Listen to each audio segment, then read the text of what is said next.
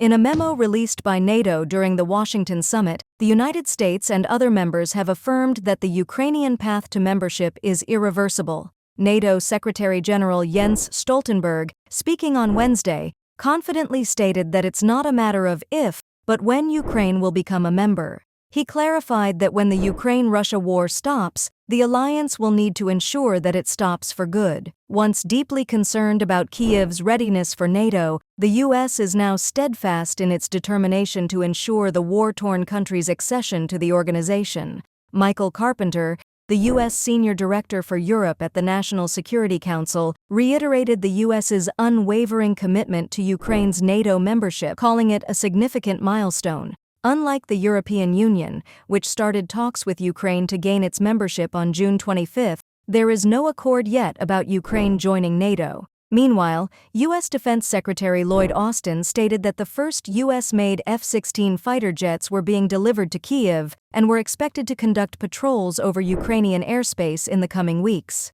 At the NATO summit, which ends on 11 July, Austin said the transfer of F-16s is officially in progress, and Ukrainian pilots will be flying F-16s this summer. U.S. President Joe Biden, Netherlands Prime Minister Dick Schoof, and Danish Prime Minister Mette Frederiksen announced that the Danish and Dutch administrations were providing the F-16s.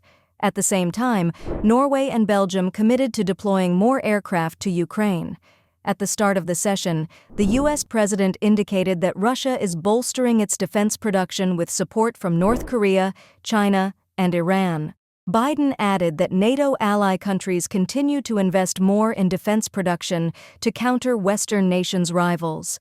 Yesterday, the leaders of NATO members held their first working session of the summit, intended to strengthen the alliance's support for Kyiv and enhance their defense and deterrence efforts.